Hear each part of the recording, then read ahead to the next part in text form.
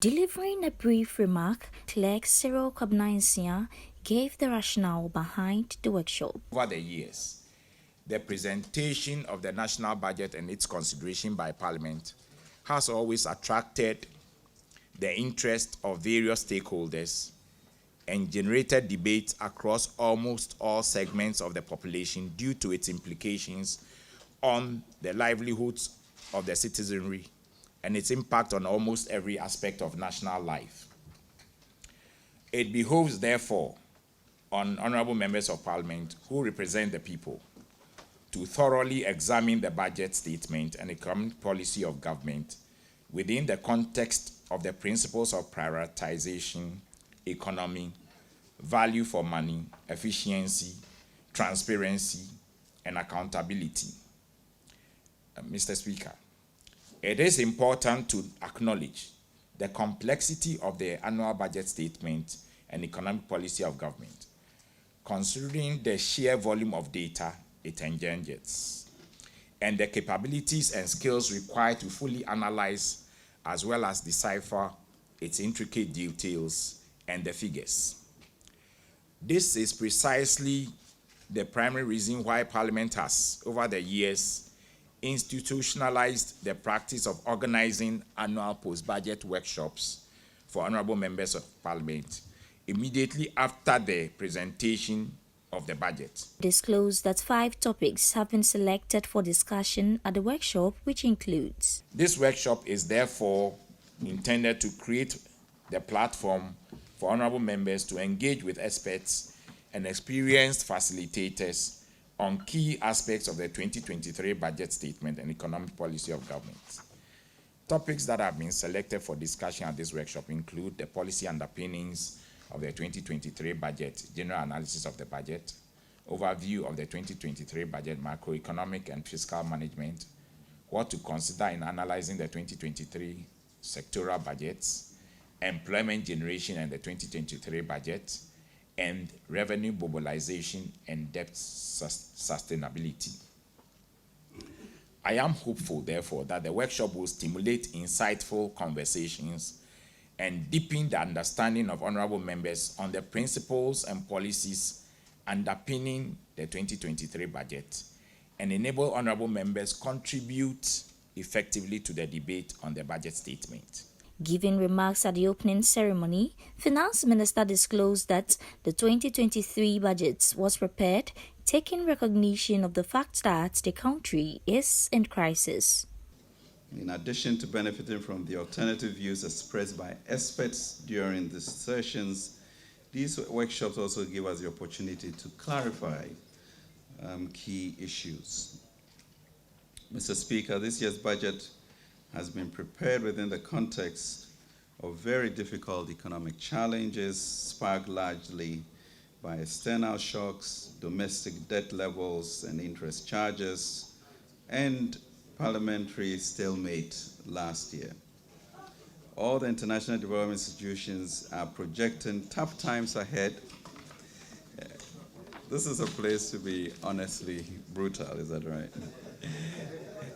That the global economy in 2023 and beyond, with inflation higher than seen in several decades globally, this crisis has culminated into a cost of living crisis, high food prices, increased fuel costs, tightened financing conditions, especially in developing economies, which are all weighing heavily on the outlook.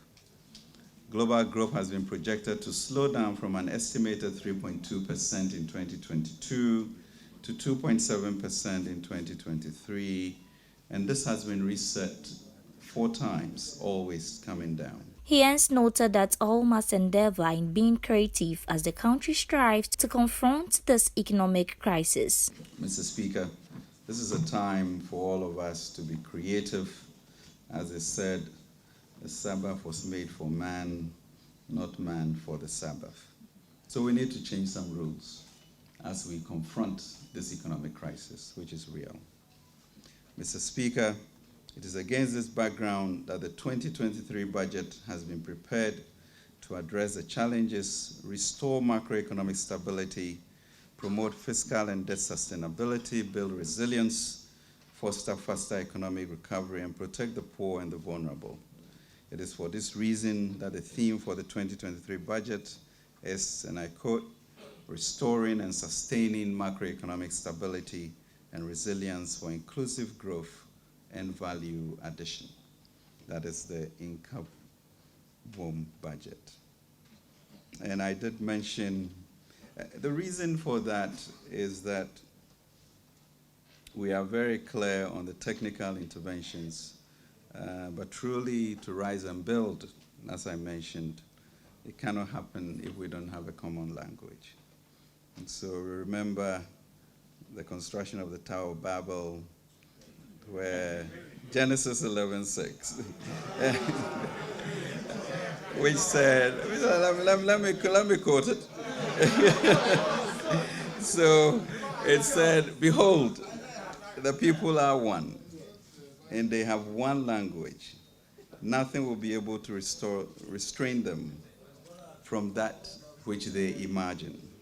So yes, we can, but I think the power of common language and working together is what will create the resilience to be able to come out of these crises. Adding his voice also, these were the remarks of the majority leader. For debate and approval.